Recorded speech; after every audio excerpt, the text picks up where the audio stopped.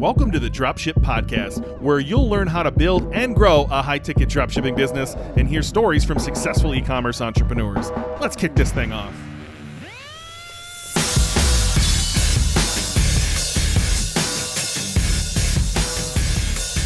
Hello and welcome back to the Dropship Podcast for another Freedom Friday episode. And today I'm joined by a longtime friend of mine and us here at the Dropship Podcast, Isaac Smith. Hey, Isaac, how you doing, man? Doing great. I'm happy to be here. Thanks for having me. Yeah, it's awesome to have you on, dude. So Isaac, as our guests are here on Freedom Fridays, is a high-ticket dropshipping business owner. That's where he started in online business, and his journey took some interesting turns, which I think I'm really digging getting into this because I think it's going to open people's eyes to where high ticket dropshipping can take them. Because now, obviously, I know your story, and to me it's a really unusual one. It's kind of like completely out of the box, which is fantastic. That's so funny. I don't think of it in those terms usually. No, I know. But really, who would have ever? I would have never imagined I'd be doing what I am now if you would have told me. It's kind of ridiculous. Like years ago. Yeah, absolutely, absolutely. Look, we're going to dive into that. But I was thinking before we jumped on here, I was thinking about what am I going to talk to Isaac about? And I realized there was a question. And I know we've talked about this stuff before, and we've talked lots in the past, obviously. But I didn't know the answer to this question, and so I'm gonna start us off here, which is why high ticket dropshipping? Like, how did that even happen for you? I mean, we're talking now. What maybe is that like 7.5, 8 years ago, or something like that you started out? 2014 is when I actually started doing the work, and before that, it was just years of realizing I don't really like what I'm doing in my 9-to-5 job, and listening to podcasts, listening to things like Pat Flynn's podcast, and like hearing all types of different surprising business. Like, I didn't know this world existed. Like, what? This guy put up a website for security guards and that's making him money? Like, are you kidding me? And the other thing that was cool that I liked about Pat was, I'm assuming most people know Pat Flynn, Smart Passive Income, but in case you don't, you can check it out. But he used to be an architect, and that's what I was while I was listening to these episodes. And so I kind of I thought, oh yeah, this guy is kind of like me, and he went and did these things. But like a website for security guards and like these other weird things that he was talking about, and his guests would talk about. Like, I think, okay, that's cool, I guess, but I'm gonna do something like that. That just, it made no sense to me. And so then I was thinking, well, what else could I do? And then I'd listen to podcasts about e-commerce. And I thought, okay, well, e-commerce was cool. I stumbled upon Andrew Youderian. I don't even know. I guess it was called, what is his podcast called? Anyway, E-commerce Fuel? Yeah. Was it called that back then? I'm not even sure. Yeah, I want to say maybe, but maybe not. Yeah, and he was talking about drop shipping. And I think he even had a free PDF guide or something like that tells you like step by step how to do this thing. And I thought, okay, somebody gives me money and I send them something. That makes a lot more sense than these weirdo websites that's like, you make money how? Yeah. So awesome. I guess that was the beginning of high ticket drop shipping for me. And it was called drop shipping back then. Nobody said high ticket. This nonsense of high ticket versus low ticket was not in existence.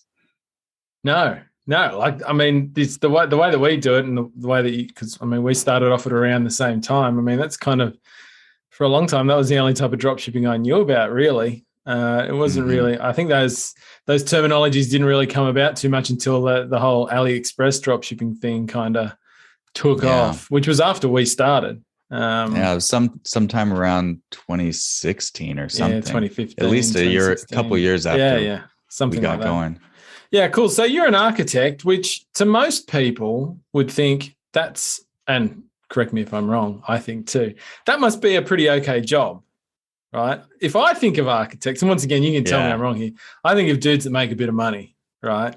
That's what everybody says. They all say, oh, that must be so great. It's so exciting, and you must make a lot of money. And it's not true. It's just what we hear about. In fact, if you are an architect, at least in the States, as far as I know, everybody has a master's degree. I don't know anybody who can make it through without it and get hired and licensed and all of that. So that's a lot of education. Like if you compare comparable industries, like engineers, for example, engineers make quite a bit more than architects do, by kind of a lot. And so, I mean, to be an architect, you have to be super passionate, which I was.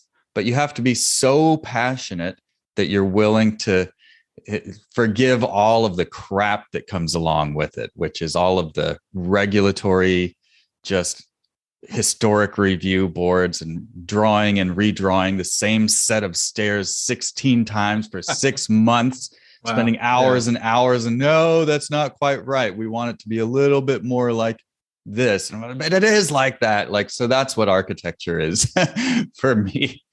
I mean, I'm exaggerating a little, but they're also very, it can be a very toxic kind of environment. The culture is very you sacrifice your life for this.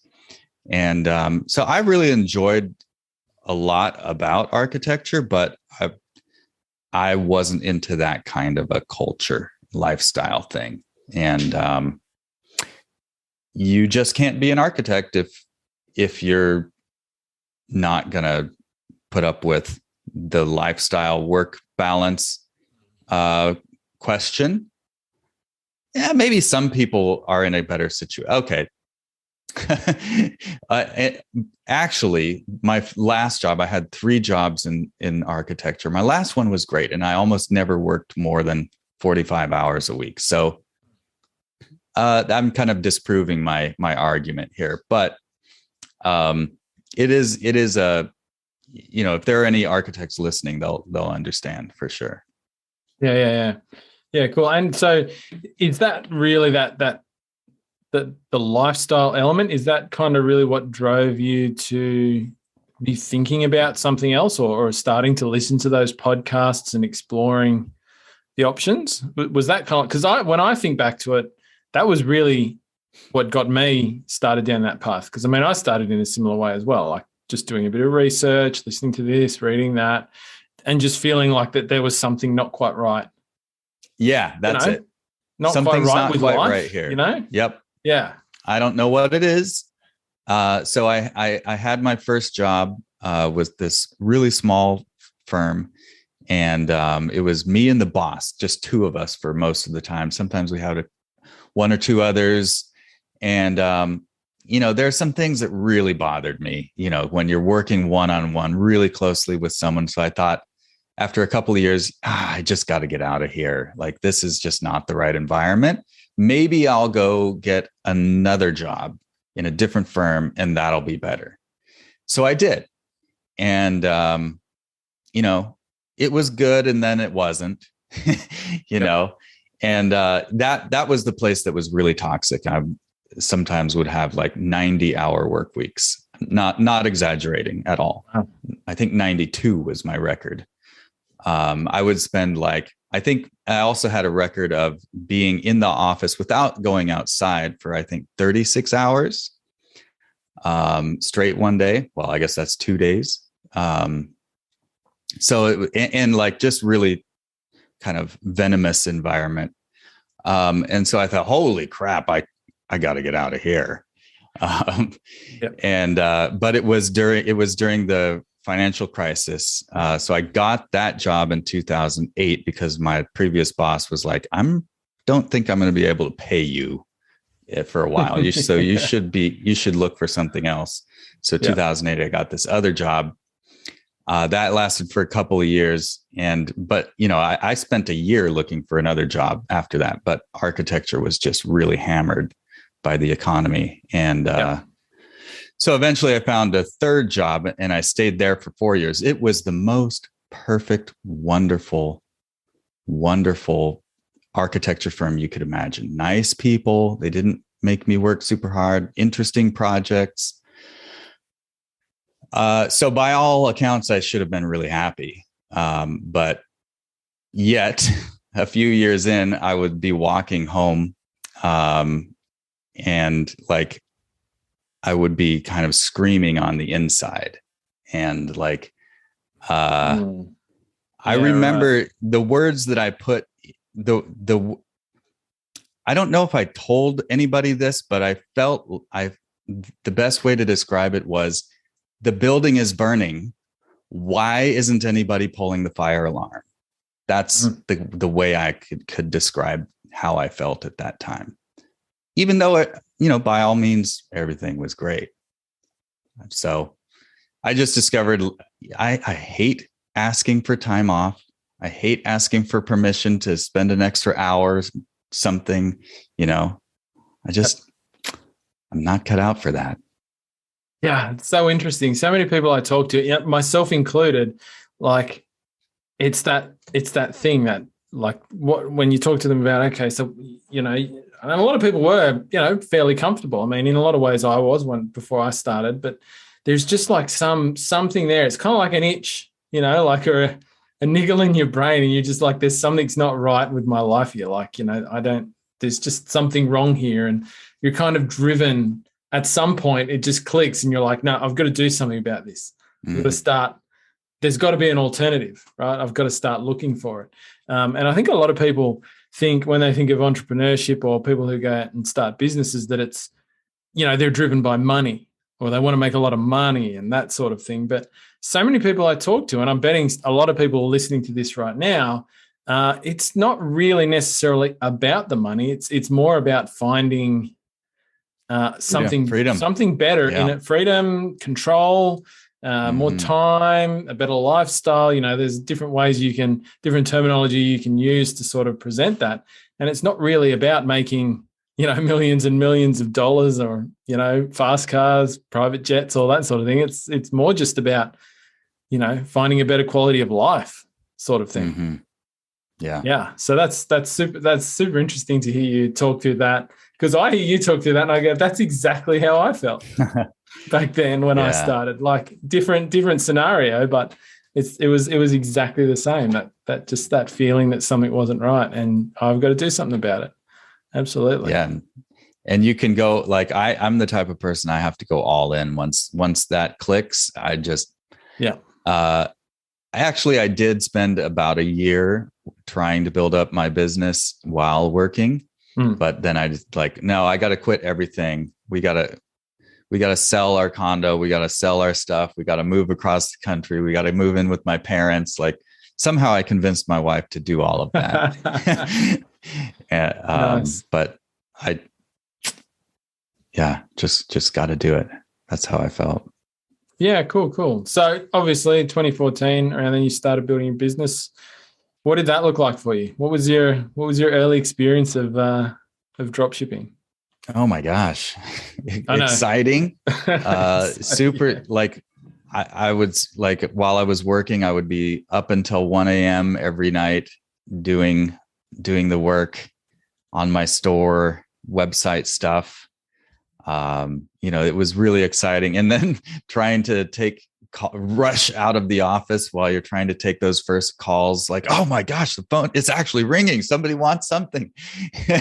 That whole thing that lasted for a while. That was exciting. Up after I left, lots of ups and downs. I basically promised my wife riches. in order to move out. I still haven't given them to her 7 years later, but yeah. What is the definition of all of that?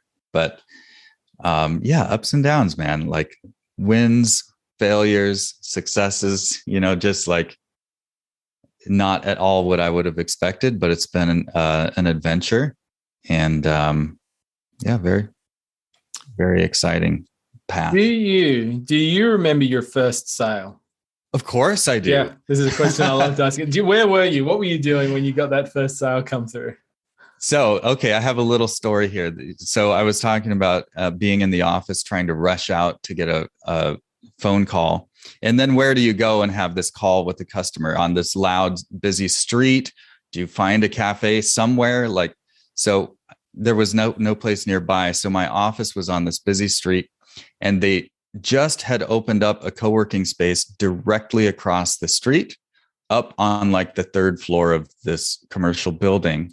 And so I rented, I bought a membership or whatever. So I would go up there during my lunch breaks and work away on my little laptop that I would bring with me. And what was so weird is I could sit, sometimes I had to sit at the window because there were no other seats, and I would look straight out directly into my boss's office and see him sitting facing me on the window. But he's an architect and he's bent over these drawings. I'm like, I'm kind of hoping he doesn't see me, And so I think I was there at when the first sale started to come in. I think there was a problem with checkout or something, and I had to run over there, use one of their telephone booth padded room things to call the customer and say, hey, do you need any help? And so he's like, oh yeah, something about the credit card. Yeah, I'll make the purchase right now. So then I left and went back to the office, and I got that Shopify cha-ching on my phone. And I was like, yes. And I was just like kind of jumping around. And my office was in this very old Washington, D.C. kind of walk up old townhouse converted into offices. So it's like old rickety stairs, kind of not like broken down, but just old stairs, Yeah. And so I was like leaping, and I was running up the stairs, and I slammed my hip on the corner of the post so hard. It's like unbelievably hard. And that there's a bruise that was there for like a good couple of months from that. Wow. I think. But like, so then I walked slowly up the stairs, but yeah, that was a very, very exciting moment. I made like no money on that sale, of course. Not unusual for your first sale. Mm-hmm. Yeah, I think I was the same on my first sale. I love that. Even sort of getting on to 8 years later, you never forget that. That moment. And what did that mean for you? Like in your head, like how did that sort of change the self-talk or the way you felt about this adventure that you've gone on? Well, I think it took me like 5 months to really like to choose a niche, to build the website, get the suppliers, load the products, like all that stuff. So it was like, this actually works. Somebody is actually going to give me money. Like, that's awesome. Maybe this could really be something big. That store didn't end up being something big. I found out a year later, but it was the start. I just want to jump in here real quick and say, if you're loving this show, the number one thing you can do to help us right now is to smash that subscribe or follow button and leave us a review. It really does help us to grow this show and reach more people. And you can do it right now while you're listening. And also, if you've got a friend or two that you know should be listening to this show, make sure you share it with them or just send them to dropshippodcast.com. We'd love to have them join us as well.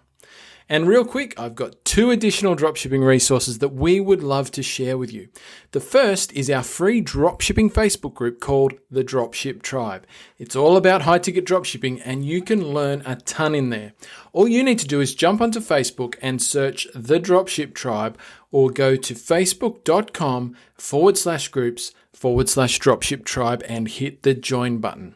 Now, if you're loving the Dropship Podcast and you want more, we actually have a members-only version of this show where we go even deeper into high-ticket dropshipping. We do question and answers with our members, website reviews, teardowns, and a whole bunch of other fun stuff. It's just $5 an episode, which is like a cup of coffee. And as a bonus, you get free access to our entire back catalogue of episodes when you join. So you can binge it without paying a cent. Just head over to patreon.com/dropship podcast. And just as a note, you can find the links to both of those resources below in the show notes. Now let's dive back into the show. That store, your first store, was that the store that you had for the longest, or did you start another one after that one? No, that store was called Super RC Shop, selling remote controlled cars and drones and all kinds of that kind of stuff. Mm-hmm. And I just didn't know how to make it profitable. I think it was the suppliers weren't great, and I didn't really know how to get in with better suppliers with better margins. And anyway, I worked on that for like a year and a half total. And that hurts, like deciding to shut this down and then start over, like, oh crap, but I had a mastermind, and the guys kind of like talked to me pretty sternly, like, dude, this isn't gonna work. So stop banging your head. And I was like, but there's all these things I haven't tried. I didn't do this. I didn't do that. They're like, just let it go, man. That's how it goes. Yeah, it's tough. Sometimes. I mean, it's tough letting something like that go when you've put so much energy into it. Because your first time you do this, I mean, it really feels like a lot of time and energy, right? And I think it's pretty tough to swallow that it's not working for you and whatever, and actually take action on that and cut it off. And you've convinced your wife to quit her job and sell the condo and move across the country and live with your parents. That's life. Yeah, totally. So you moved on from that one, obviously, to another store. And was there anything? So I think sort of people who might be listening to this that are just starting out themselves, was there anything you did differently when you started that second store? I mean, you obviously are making you think back a while here, but because obviously that one ended up being more successful for you, and all of that sort of thing. Do you think that there was anything that you did differently that in your approach to that one that you would, use as maybe advice for somebody who's just starting out? I don't know, man. The thing that I've learned over time, and I guess we'll get to this later, but this really kind of applies here. I've learned that there's some things that I'm good at and some things that I'm not. And what we're talking about here is finding product market fit. Mm-hmm. And if those listening are like not really in the business world, and this is their first time thinking about business, like that's actually a really big deal, product market fit. And it requires there's just, how I described it is like, you can make anything work. I believe that you can, anything or nearly anything, but like there are so many variables with their own dials. And it's like an old fashioned radio. Like you turn it and it gets fuzzy and fuzzy and fuzzy. And then it's a little clearer. And then you turn it past and it's fuzzier and fuzzier and fuzzier. And I kind of see it like there's like 6 or 8 or 10 or maybe even 100 of these dials that you need to get within a certain kind of range. It doesn't have to be right in the middle, but like pointing up. And, but they all have to be, or at least enough of them have to be pointing up at the same time. And like, to me, that's like it still is, even all these years later, is like a guessing game. And I don't know if I'm never going to start another drop shipping store, because like I don't even think I could do that. Like maybe I could pay for your coaching, or somebody to guide me, but like I don't like that part, and it's not for me. Yep. I know that some people are really good at what I call the mechanisms of a marketplace. Yep. And some people are really good at that. I'm not. I'm better at like building the team and the finance and stuff like that. So what did I do differently? I don't know. I just tried something different. And that failed. Like I started this store called Aria Chairs. It's still in existence. You can look it up if you want. ARIA. I sold that in 2019. And I started out like that was supposed to be a massage chair, like a chair that massages you kind of store. And I tried, and I couldn't get any sales. So I was like, okay, crap, try something else. I have this website that looks nice. It has the word chairs in the URL. So let's try some other types of chairs. And I tried home theater chairs. I tried living room furniture. I tried like all these things, just made no headway. And then I've told you this before, but the listeners haven't heard this. But like, again, my mastermind guys were like, dude, you're just like spinning your wheels here. You got to set yourself a time limit. And so I'm like, okay, crap. Okay. 2 weeks to get a profitable sale. So during my research of all these chairs, I had seen this massage chair that was called a pedicure chair. I had never heard of such a thing. Apparently there are nail salons in this world and people go get pedicures and manicures. I've never been in one. I've never seen that they have special things, but there's this thing called a pedicure chair and they usually have massagers in them. So I called the supplier and got an account and listed a product, and like, boom, it sold. And it was like $3,000 or $5,000 or something. Nice. Like, holy crap. Nice. And the profit on that was like $1,000. And so I was like, I guess I'm doing this now. Yep.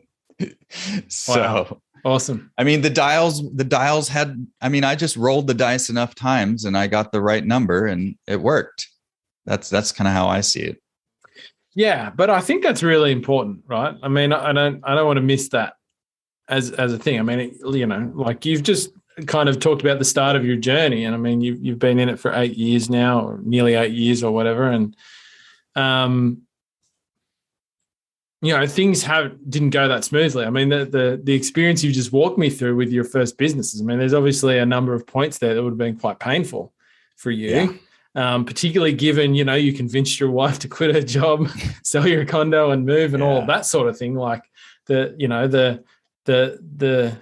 sense of things not working out, would have been quite a lot of pressure there. But I think, if you're listening to this once again and you're early in your journey, I mean, you didn't give up.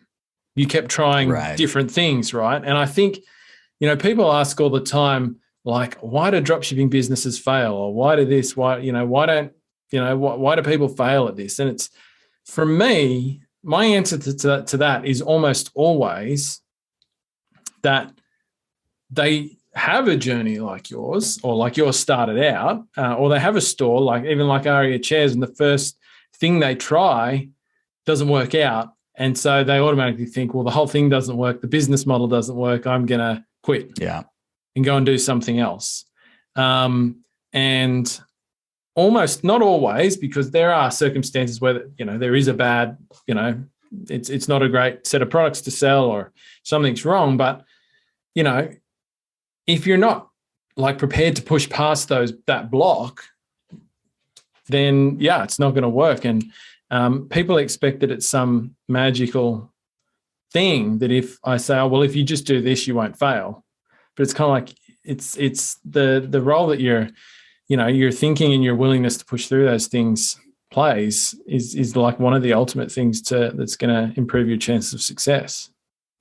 Sounds really simple, obviously it's not, but yeah. And also, like, I'm sure you've seen enough people through your coaching programs trying probably every niche you can imagine by now. And you've seen some of them fail them, and some of them have success in that same niche. Yeah. And it's like, so, and I see that too. Like, I know for a fact there are more than one drop shipping stores that are very successful selling the massage chairs that I couldn't get to work.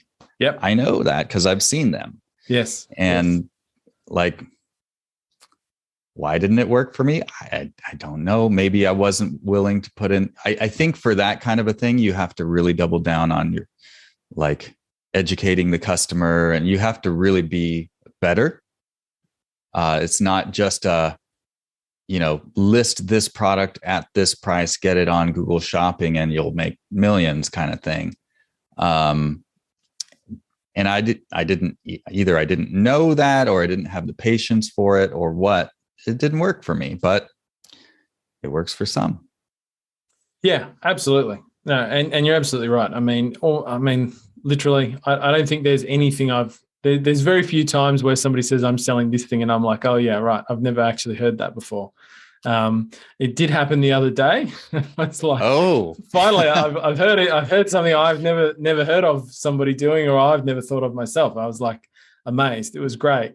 But you'll have to tell me that when we stop recording. Sure. Yeah, I'm not going to give that away. That person doesn't need 30 new competitors tomorrow. But but you're right. I mean, the amount of times I've seen like 5 people that have come to me for help, and one of them is doing like millions of dollars a year in sales, and the other 4 are doing like 5,000 a month or something like that, and really struggling with it. They're selling the same products. They started in the same place essentially.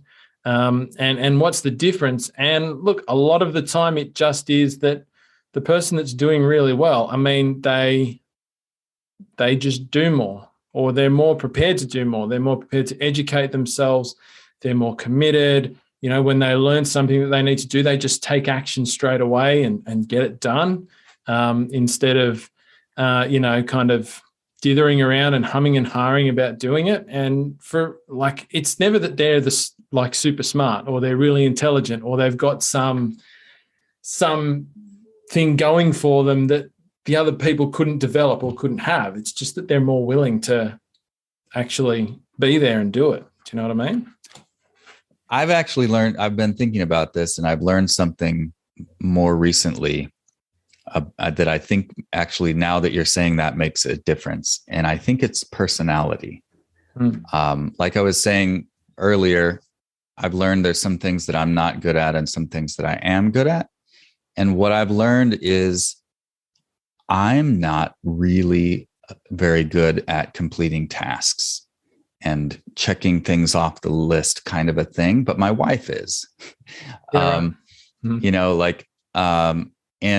And what I am good at is coming up with some big grand vision that's going to go in some exciting direction and saying, hey guys, let's all do this. And they're like, yeah, awesome. All right. Like, so like, there are certain situations that I will thrive in and others that I won't.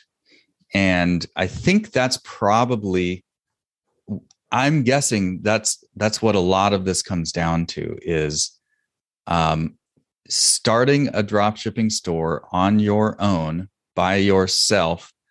There's just things you need to do, like you're alluding to. And,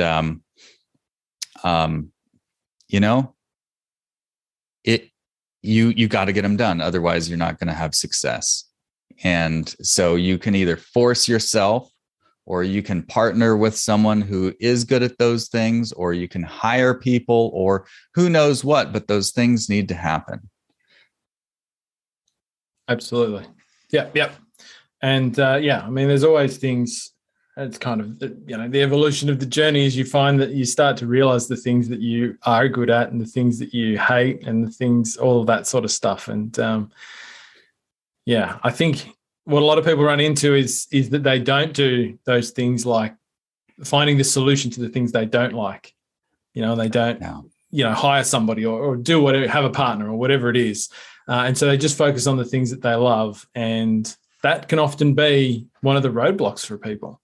You know what I mean? Like one of those differences between the people who are really successful and the people who are not, who are selling the same things, is that sometimes it is the person who's doing really well found a way to get those things done. And those things, like whether they made a team, and I think of some of the most successful people I know in this space, they all have a good team that's supporting them in some way and doing the things that they shouldn't or don't want to be doing. Cool. So you had that second business, which you found some products there that started to sell for you. But you mentioned a bit earlier that you ended up selling that business in 2019. I think you mentioned. Why? Why? Well, you told me to. I called Coach John. He told me to sell it. But things were doing better, obviously, than how they started with that store. And I mean, obviously, I think thinking back to it, and you're right. We talked back then a few times about your business, and I remember you had things to work on and that sort of thing. But you weren't doing terribly or anything like that. You were making sales and that sort of thing. Why sell it? And it's a good question. And this is a question a lot of people come across at some point in time. With their high-ticket dropshipping business. I mean, everybody knows if you build a business and it's going okay, it becomes an asset that you can sell. Why did you take that choice? Why not keep running it and growing it? Yeah, well, I think a lot of people have that as a goal, and I did. I knew I wanted to at some point. And that store, like I said, I got that first sale. That was great. And I got more sales. That was great. But there's ups and downs. And sometime I guess I was doing great, or I felt like I was doing great for the first 2 years in that store. And then in 2018, it started to really take a pretty steep decline. And I didn't really understand why.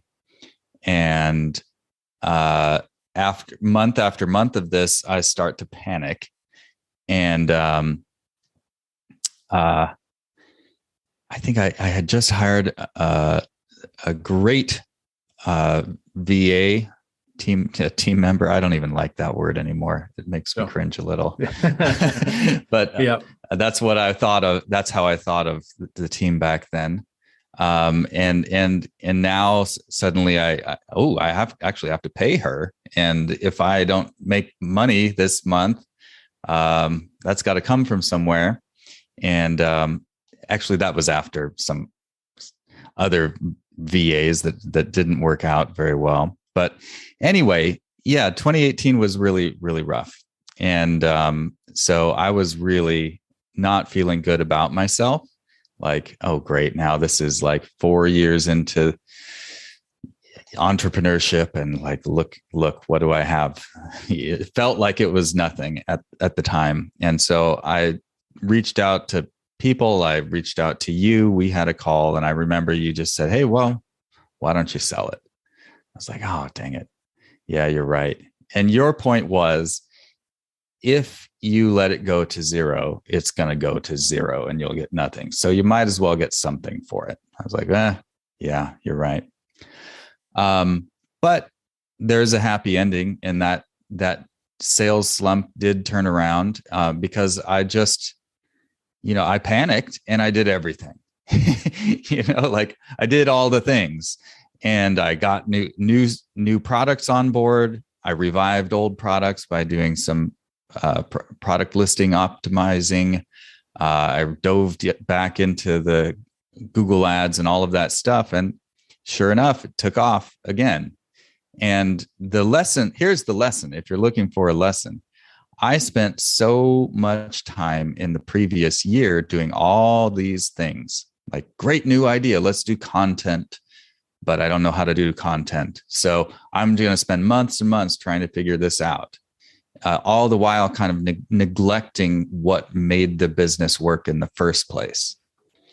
Because eventually, you know, I don't control what the market wants, and some products are great for a while and then people stop wanting those. And yeah, maybe they'll come back, maybe they won't, but you know, you can't keep your eye off the thing that makes you money. And that's what I did for a year, basically.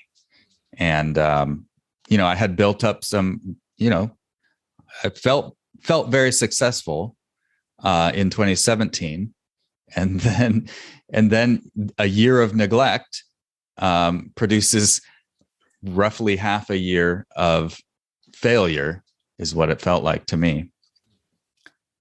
The other thing, and this is why I guess that transitions a little bit into what I'm doing now. The other thing that really made a big difference was knowing my numbers. And I didn't really know how all the numbers worked. And once I actually figured it out, again, in my panic, like I got to just figure all this out. And when I did finally see what was really going on, it actually wasn't as bad as I thought it was. So I felt like the business was going to zero, but it was still doing fine. The sales were dropping, but I was getting a little better each month on my profitability. And over time, you know, less sales with higher margins means you're still making okay profit. And in fact, it's a lot less work, less orders to fulfill, that sort of thing. And so, you know, you combine that knowledge. That, by the way, was so freeing and just like, what a relief. Oh my gosh. Combine that with, you know, new trajectory with all those scrambling things I did. And the store, I had like record sales the month I listed for sale. And so, you know, that was great. Yeah. Awesome. And so you sold that one, obviously. And I'm not going to ask you what you sold it for, but let's say it was a tidy sum of money. It felt good. Yeah, it felt good, right? Because I mean, I remember back to the conversation we had, and yeah, I got the sense that you were pretty unhappy at that point in time. Yeah, where we talked about selling I hated it. my niche. Yeah, like I'm not at all. I've never even been in a nail salon. You know, I'm not at all interested in this. Yeah. After 4 years, we're kind of ready for something else. Anyway, sorry to interrupt. No, that's cool. Yeah. Now so you sold it. And I remember you saying that earlier when we were talking just before, you were saying, I'm never going to do high ticket dropshipping again, or I'm never going to start a high ticket dropshipping business again. And you didn't do that. So, you know, opposed to me, I mean, you know, I sold my first business and similarly made a nice chunk of money. And I've kind of stayed in that space though. Mm-hmm. Whereas you've taken kind of took a fairly, from my perspective, unpredictable swerve in your journey from the high ticket dropshipping. Tell us a bit about that. Yeah, unpredictable if you ask me too. You know, the one thing that, you know, it's a whole process of learning yourself, learning about what you like and what you're good at, and really doing more of that. And, you know, after like 5 years or whatever it was at the time of doing drop shipping, you know, I was doing all right. And, but I was ready for something different. And I just really like being around people. I'm not like a super extrovert, but I like feeling like I'm helping someone. And so, I actually took time off after I sold that business and like think about what I'm going to do next. And I couldn't help myself. I wanted to force myself to spend like a month on the couch or something, but I just couldn't do it. And I was like, 3 days in, I'm like, I wonder what's going on in the different forums and Facebook groups and stuff. And I'm like chatting people up. Hey, what are you guys up to? couldn't switch it off, could you? No, I mean, because it's fun doing things with people. And so, I can't underestimate. I can't overestimate how profound knowing my numbers really was. And I mean, because it made such a difference of like, I feel like a failure to, hey, I'm not such a failure. Like that's the big of a difference. That's what it meant to me. And so like, I just started chatting with people and talking to them and saying, hey, I got this thing worked out. And anyway, I helped some people and they were like, whoa, this is awesome. And so eventually that led to becoming a service. I was like, okay, I'm going to start a bookkeeping business.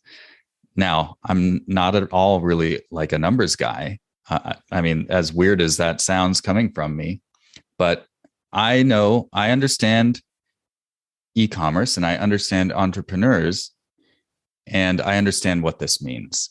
And as long as I understand these things, I feel like I can do anything. So it started out with a spreadsheet that I created, and I was just doing this for other people. They were paying me, and then eventually that spreadsheet didn't work out. So I was like, okay, panic, right? But the point is, an entrepreneur just goes and does something, and then finds the point at which it doesn't work, and then you solve that problem. So that's what I did. I found a partner who has all of the knowledge and the background in finance that I don't have. And I put him in charge. I mean, that's not really the nicest way of saying it, but essentially, we're partners now. He has that knowledge. I have other knowledge. Together, I mean, there's nobody else who can do e-commerce, bookkeeping, and finance and CFO like we can, So that's what we did. Yeah, it's crazy. I love it. That's such an unpredictable thing from high ticket dropshipping to, bookkeeping and helping people with their finances. I mean, that's, I love it because I think it's something that people don't think about when they start their, first online business, is that, that journey, and it truly is a journey. I mean, it can take you in a lot of different places. And I think it's like, and you find that you'll discover things often that you love or you really enjoy doing that are not what you first thought you were going to love and enjoy doing. When I first started my first business, if you had have told me, well, 7-8 years later, you're going to be teaching people in a course to do something or coaching people or whatever, I would have said, no, I don't see that. Right. Yeah. I don't even know how that business works. Like I can't do that. I probably would have said I couldn't do that. And yet here we are. And it's something I really enjoy doing, which I discovered along the way, that I love helping people to grow their businesses. Right. Yeah. And to go through that same amazing life, sort of transformation that I went through. And so I spend a lot of my time doing that now. And obviously a similar thing with you. And I think it's really important for someone, if you're in your journey right now, I think you really got to pay attention to, there'll be cues along the way where you discover something that really lights you up or, you're really passionate about. Lean into that. Like, even if it's not on the journey that you imagined you were going to take in the beginning, like when you find those things, it's really important, I think, to lean into that. Like, have a go, see where that leads as well. And if it takes you on a completely unexpected course, that's okay. To me, that's like some of the most exciting things when that happens. It's like, Totally. I don't know. I'm a person that deals well with risk and like not like going down a path where I don't know where it's going. I know for some people that's a really, like for my wife, that's a massive freak out moment, but I love it, man. I love it.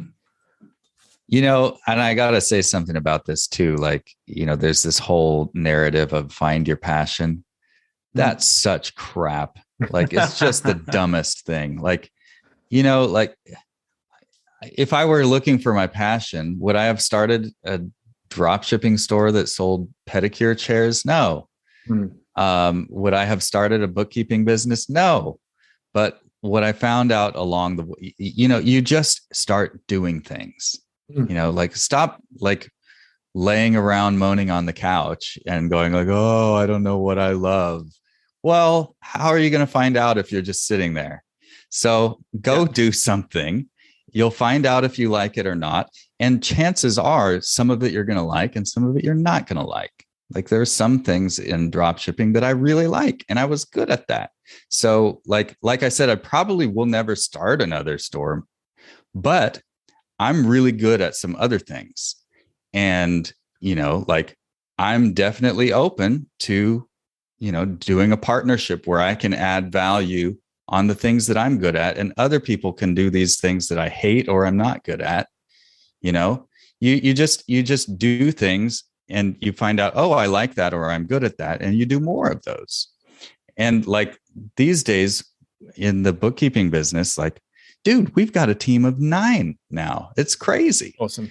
It's super, super cool. Like amazing, talented, wonderful, driven people. And like, I've lately just kind of stopped doing almost all tasks, like quote unquote tasks. Although I've picked up some more responsibility again lately, but, cause we're doing some new things, but you know, it was a little bit scary and I felt like I'm just sitting around not doing anything. I kind of felt like that. But you know what? That allowed me then to have more conversations that led to other types of collaborations. And like, and that's the kind of thing that lights me up, gets me excited, and I can do that. And I make a really big impact when I do that. And so like, yeah, I mean, so I've just decided, you know, I'm going to lean in and then keep leaning in and then keep leaning in on just the things that I am good at. Yeah. And that I like. Yeah. Awesome. Yeah. But just do something thing. I mean, it's such a big thing. I love that. Like, don't just sit on the couch. Like, yeah, I'm 100% with you. The find your passion thing. You can't start there because most people don't know what it is. Like, how do you find a passion? You can't find a passion without doing something. So it's kind of like chicken and egg, right? If you're sitting there looking for your passion, you can't know that something's your passion until you've actually done it. But so you can't choose that thing before you've done it, sort of thing, to know it's your passion. So you just have to start somewhere. Just pick something. Literally, honestly, there are, look, I mean, obviously we talk about dropshipping a lot on this podcast. We recommend people start there, but there are many other online businesses, and even outside of online business, other businesses that work fantastically. Just pick one, do a bit of research, find what you think might work for you, but don't expect to know that it will work for you or that it will be the thing you love, but take comfort in knowing that once you get started, you're going to start to find things that you love. And your journey, it's okay if your journey takes little twists and turns and ends up down the track somewhere you completely didn't expect it to. That's a good thing. That's a good thing. A lot of people freak out that when they're diverging from their original plan, but the reality is in the beginning, you don't know shit. You don't know what you're doing. You don't know anything. Once again, that's okay. That's the way it is. So you have no ability to predict where you're gonna be in 3 years, 5 years, 10 years, and so on. That's the fun part. That's the excitement. That's the adventure, man. That's the adventure. Yeah, life's got to be an adventure, man. Yeah. I realized that I wrote down, so I journal kind of off and on, and especially, towards the beginning of the year. And I wrote, like, I don't know, 2 years ago now, 3 years. Anyway, I wrote, like, cause this is a weird thing. It's a weird thing to admit. When I started this entrepreneurship journey, I told everybody it was so that I could spend more time with my family. And I thought I believed that. And, but you know what? Like, while that is true, I have learned over time that that's not the primary motivator for me. The primary motivator for me, I think, unless I figure something else out in the future, I have learned it's just going on adventure, and doing exciting things with awesome people.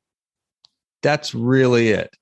And I'm not like a rock climber or anything like that. So to me, a big part of the adventure is the business part of it, and doing something new, unexpected, with a cool person, like I love it. Yep, absolutely. That's awesome. Cool, man.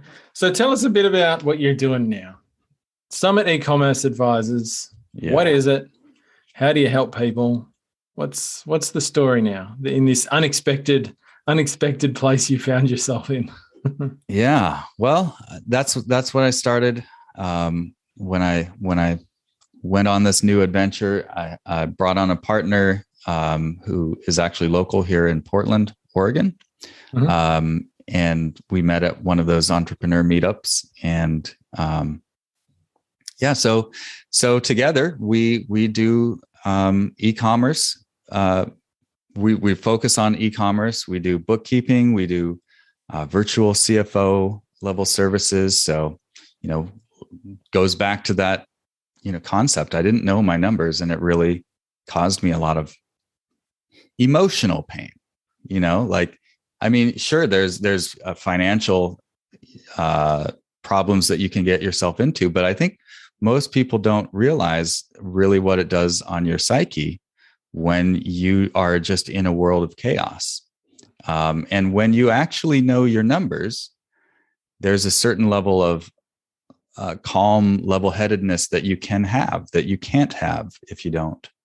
And so that's what we focus on. That's one of the things we focus on. Actually, remember adventure, right? So we actually have a mission, and our mission is to double the profits of 1,000 e-commerce companies, which is like super cool. So, I always say, if you want to do 2X, right, you first have to know what your 1X is, because otherwise you can't even set that goal, right? It's math. So, that's where bookkeeping comes in. Of course, other things that we can do help to grow the business. We've actually also gotten into helping people do recruiting. And because, like I said, I think if there is one area that I'm what I'm best at is probably team building and recruiting and maintaining the team, making sure they're happy. And so we've been helping people do that as well. And we have a lot of fun. Yeah. Yeah. Awesome, man. And I think those are two of the sort of, maybe, unsung heroes of successful e-commerce businesses is understanding, like, being on top of your finances and where your money's going, whether it's in or out, and, being able to put together, the right team of people to help you grow your business. Like, if you're somebody who has, who is aiming towards building a big sustainable business, like, those literally must be two things that you figure out somehow. Whether you do it yourself, whether you hire somebody to help you with it, like, whatever. They're huge, absolutely huge, but not the sexy things that people like to talk about. Everybody wants to talk about ads and marketing and, conversions and all that sort of stuff.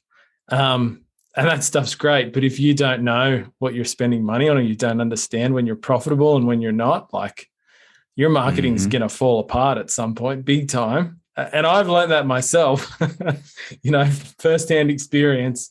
And most people are not good with understanding money stuff. Yeah. Like, you're not taught that anywhere in life. You're not taught that how to do it at school. Your parents probably didn't teach you that. Some lucky people, they probably did. But most people, you don't know this. You need to learn it, or you need to get help with it, or whatever, to get on top of it the first time. So, yeah, if you're listening and you're sitting there and, you think this is a problem for you, do something about it. Absolutely. Yeah. And I guess I could give a few practical tips because I know those questions are going to come.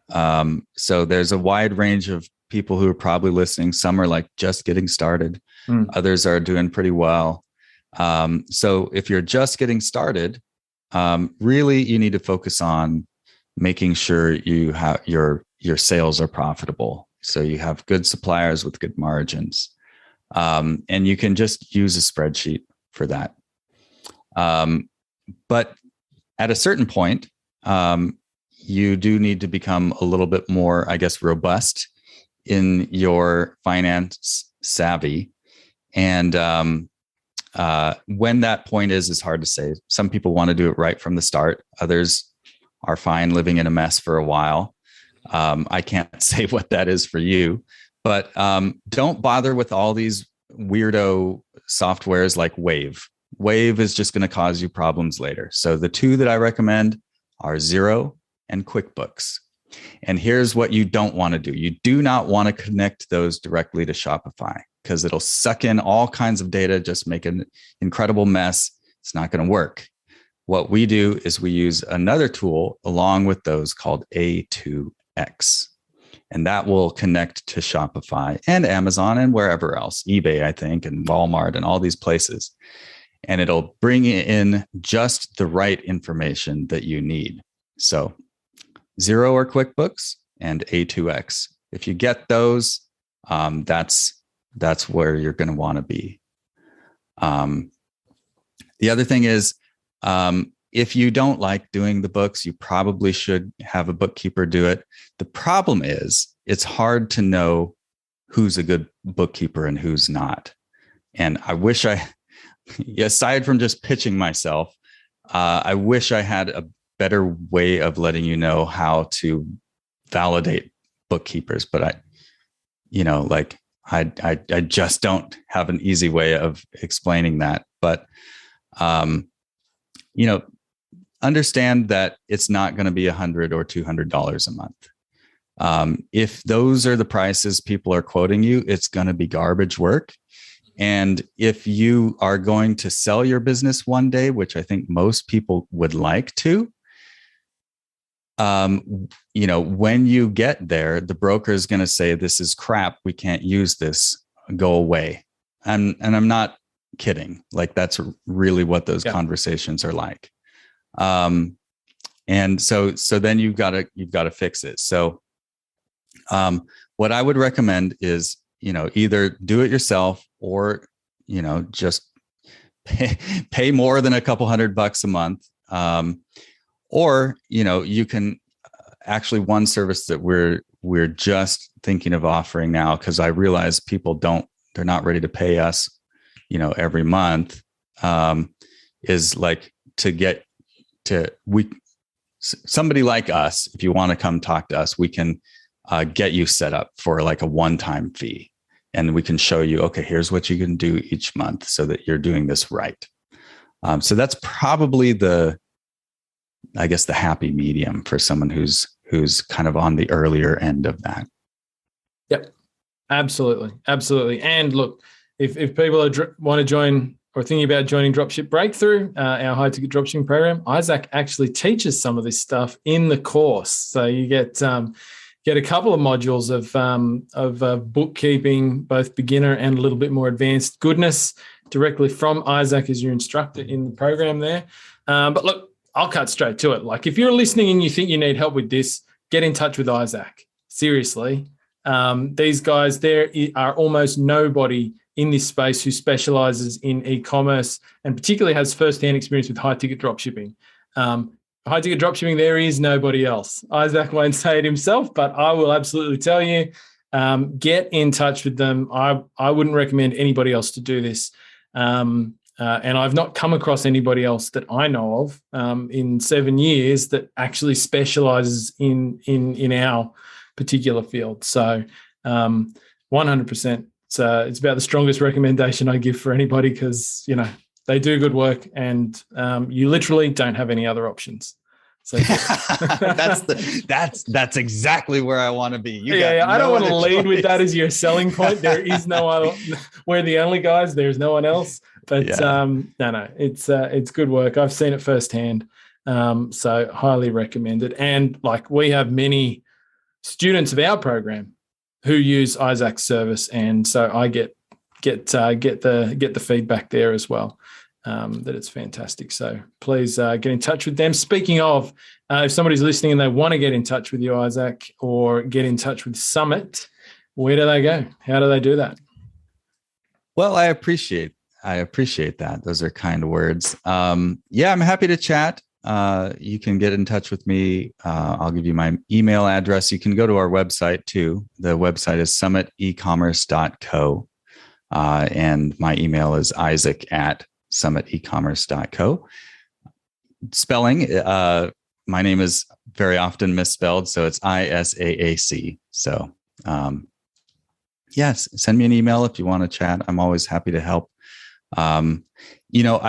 A lot of times after I do a podcast, a lot of times people get in touch with me and they're just starting out and like, you know, sometimes I go like, well, you know, here's what you can do, but I really can't help you because you don't have the budget to pay us right now.